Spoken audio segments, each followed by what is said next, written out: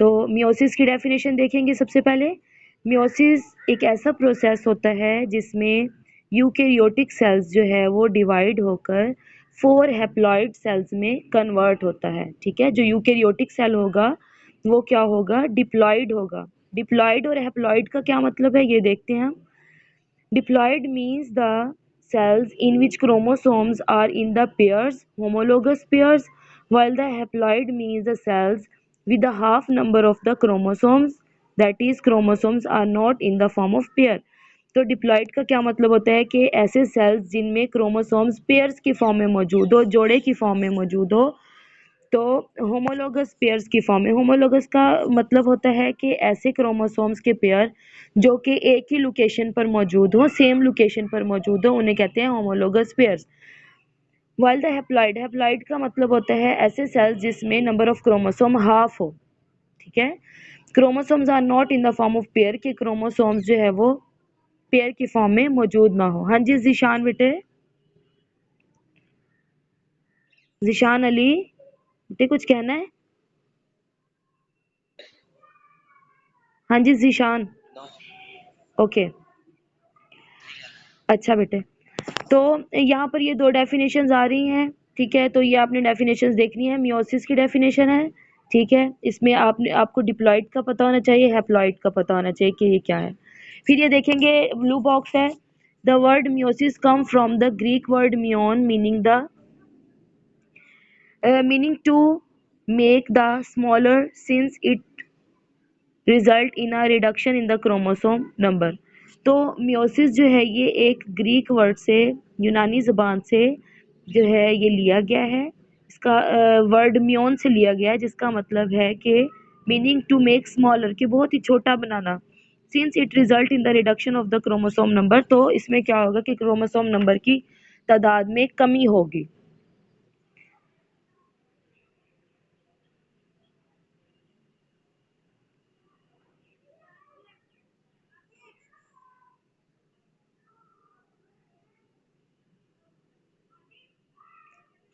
Next हम इसके next definitions हैं, डेफिनेशंस आगे हम देखेंगे।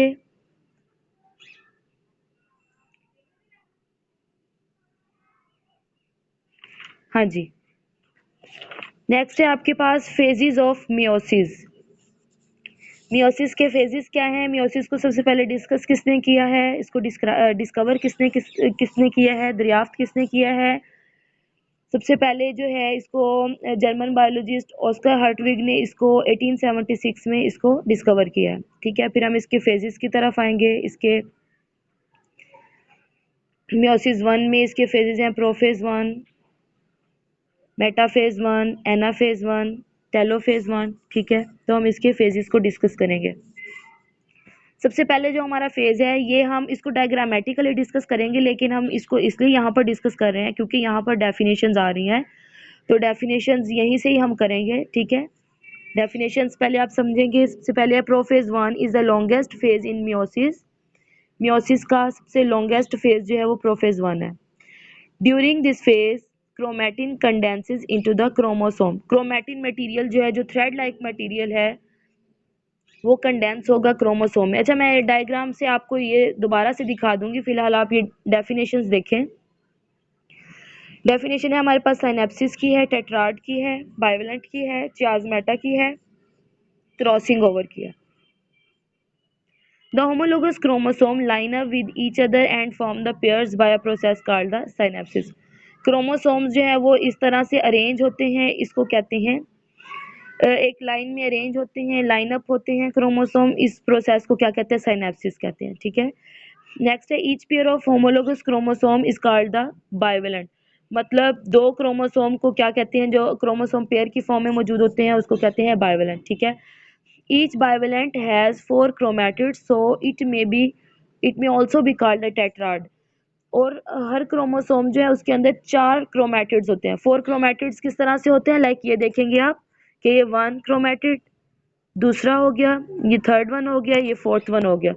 समझ आ रही है कि ये एक क्रोमोसोम के अंदर 2 क्रोमैटिड्स मौजूद होते हैं, ठीक है। तो 2 क्रोमैटिड्स अगर एक क्रोमोसोम के अंदर मौजूद होंगे, जब क्रोमोसोम का पेयर होगा तो इसमें फोर इसमें मौजूद होंगे टेट्राड्स, इसलिए इसको कहलाया जाएगा, क्योंकि 4 इसमें क्रोमैटिड होंगे इसलिए इसको टेट्राड कहा जाएगा।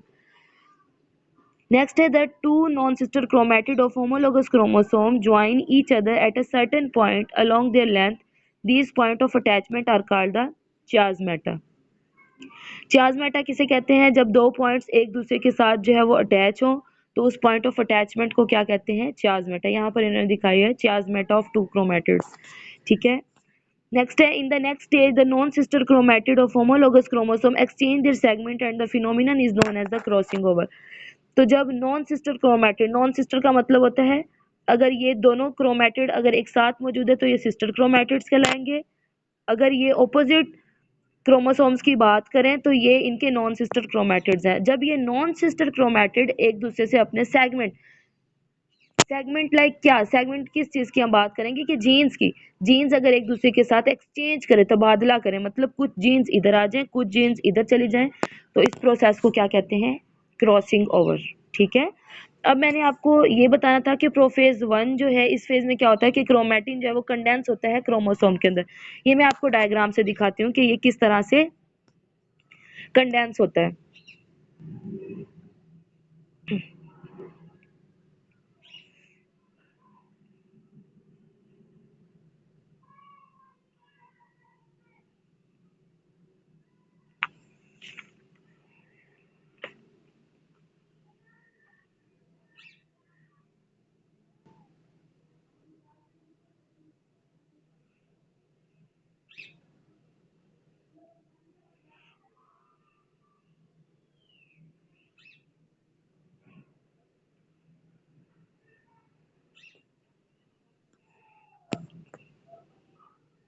हाँ जी, तो ये देखेंगे आप इंटरफेज में, पहले देखेंगे आप इंटरफेज में क्या होता है कि ये आप देख रहे हैं कि ये क्रोमैटिन मटेरियल मतलब थ्रेड लाइक फॉर्म में क्रोमोसोम्स मौजूद हैं। अभी ये फुल क्रोमोसोम्स नहीं बने, अभी ये थ्रेड लाइक मटेरियल है, ठीक है। इसमें क्या होगा कि सबसे पहले प्रोफेज 1 में क्रोमैटिन मटेरियल जो है वो कंडेंस होकर क्रोमोसोम्स में कन्वर्ट होगा, ठीक है। ये समझ आ गई है? तो यही मैंने आपको समझाना था कि क्रोमैटिन जो है वो कंडेंस होकर क्रोमोसोम्स में कन्वर्ट हो गया। प्रोफेज 1 का इस प्रोसेस में ये होगा, ठीक है। फिर आप नेक्स्ट इसमें इसकी जो फर्दर डिटेल है उसको देखेंगे। उसमें क्या है कि क्रोमोसोम जब कंडेंस होते हैं तो इसमें क्या होगा कि ये जो न्यूक्लियोलाई यहाँ पर मौजूद है, न्यूक्लियोलाई, ये जो आपको ब्लैक सा डार्क सा नजर आ रहा है, ये जो न्यूक्लियोलाई है ये क्या होगा? डिसअपियर हो जाएगा, ठीक है। और ये जो न्यूक्लियर इन्वेलप है, ठीक है, ये भी डिसअपियर हो जाएगा, गायब हो जाएगा। तो फिर ये किस फॉर्म में आ जाएगा? इस फॉर्म में आ जाएगा। फिर मेटाफेज जो नेक्स्ट स्टेप है उसमें कन्वर्ट हो जाएगा। तो प्रोफेज 1 में क्या होगा कि सबसे पहले न्यूक्लियोलाई, इसमें क्या होगा कि क्रोमैटिन मटेरियल जो है कंडेंस होगा, इकट्ठा होगा, गैदर होगा, क्रोमोसोम में कन्वर्ट होगा। फिर इसका जो न्यूक्लियोलाई है वो डिसअपियर हो जाएगा, गायब हो जाएगा। फिर इसका न्यूक्लियर इन्वेलप गायब हो जाएगा, ठीक है। और जो सेंट्रियोल है इसका, सेंट्रियोल जो है ये पोलर रीजन में, ऑपोजिट रीजन में आ जाएगा। ऑपोजिट जब रीजन में आएगा तो ये इस फॉर्म में आ जाएगा। नेक्स्ट स्टेप में आप आ जाएंगे मेटाफेज में। तो कुछ जो है वो सेंट्रल ऊपर की तरफ आ जाएगा, कुछ जो है वो नीचे की तरफ, मतलब पोलर रीजन्स की तरफ, कुछ नॉर्थ पोल में चला जाएगा, कुछ साउथ पोल में चला जाएगा, ठीक है। तो मेटाफेज में क्या होता है? मेटाफेज 1 की अगर हम बात करें तो इसमें क्रोमोसोम्स जो हैं वो अरेंज हो जाते हैं इक्वेटोरियल प्लेन में। मेटाफेज मतलब क्रोमोसोम्स जो है वो अपने इक्वेटर्स पर अरेंज हो जाते हैं, ठीक है। फिर नेक्स्ट स्टेप है हमारे पास एनाफेज 1।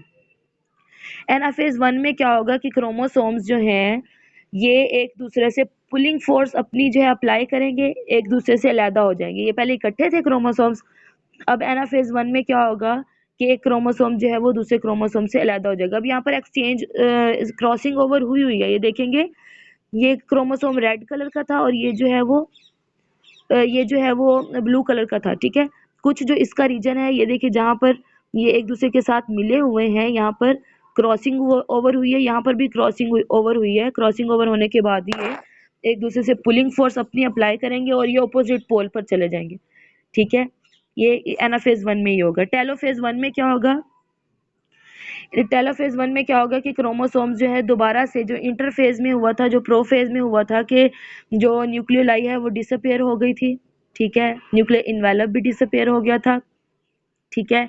इसमें क्या होगा? उसके रिवर्स होगा। रिवर्स किस तरह से होगा कि न्यूक्लियोलाई भी आ जाएगा, न्यूक्लियर इन्वेलप भी दोबारा से अपीयर हो जाएगा, क्रोमोसोम्स जो है वो दोबारा अपने पेयर की फॉर्म में आ जाएंगे और इस तरह से ये कन्वर्ट कर देंगे, अपने डॉटर सेल्स में कन्वर्ट हो जाएंगे। ठीक है, ये हमने मियोसिस 1 को डिस्कस किया है बेटा। इसमें कोई मसला सुमैया आरिफ, इरफान आरिफ बेटा बताइए। स्पेशली मैंने ये आपके कहने पर रिवाइज कराया है, तो इस टॉपिक में अगर कोई मसला है तो आप मुझे बताएंगे। ठीक है, फिर उसके बाद हम मियोसिस 2 को डिस्कस करेंगे। बताइए बेटे, सुमैया आरिफ एंड इरफान आरिफ।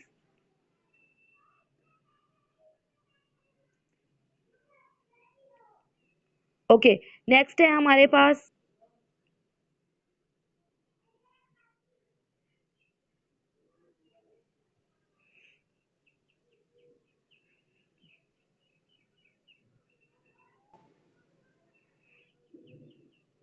नेक्स्ट हमने डिस्कस करना है मियोसिस 2 को। मियोसिस 2 क्या है? मियोसिस 2 जो है ये बिल्कुल सिमिलर है, मिलता जुलता प्रोसेस है माइटोसिस की तरह। ठीक है, इसको भी डिवाइड किया गया है प्रोफेज 2 में, मेटाफेज 2 में, एनाफेज 2 में, टेलोफेज 2 में। ठीक है, तो प्रोफेज 2 में क्या होता है? प्रोफेज 2 जो है ये प्रोफेज 1 से कम टाइम लेता है, मतलब फौरी कन्वर्ट हो जाता है। इस प्रोसेस में क्या होता है? इसमें भी वैसे ही होता है जैसे माइटोसिस में होता है कि न्यूक्लियोलाई जो है वो डिसअपियर हो जाएगा, न्यूक्लियर इन्वेलप भी डिसअपियर हो जाएगा। ठीक है, और जो सेंट्रियोल्स है वो ऑपोजिट रीजन पर मूव करेगा। ठीक है, नॉर्थ और साउथ पोल में मूव करेगा और अपने फाइबर्स बना लेगा, धागे लाइक स्ट्रक्चर बना लेगा। ठीक है, मेटाफेज 2 में क्या होता है? मेटाफेज 2 में जो क्रोमोसोम है, क्रोमैटिड्स जो हैं वो एक दूसरे से अलहदा हो जाएंगे। ठीक है, पुलिंग फोर्स अप्लाई करेंगे, पुलिंग फोर्स अप्लाई करने के बाद जो है वो सेंट्रियोल्स जो है वो न्यूक्लियस से बाहर आ जाएंगे एनाफेज 2 में। और एनाफेज 2 का जो प्रोसेस है वो सिमिलर है जैसे कि प्रोफेज 2 में हुआ था, सॉरी ऑपोजिट है। ऑपोजिट किस तरह से हुआ है कि न्यूक्लियोलाई जो है वो प्रोफेज 2 में डिसअपियर हो गया था, न्यूक्लियर इन्वेलप भी डिसअपियर हो गया था, लेकिन यहाँ पर जो है न्यूक्लियर इन्वेलप और न्यूक्लियोलाई जो है वो अपीयर हो जाएगा। ठीक है, अपीयर होने के बाद जो है इस तरह से ये डिवाइड होकर मियोसिस 2 में 4 हैप्लॉइड डॉटर सेल्स में कन्वर्ट हो जाएंगे। तो ये था आपका overall meiosis 2 and meiosis 1। Hope आप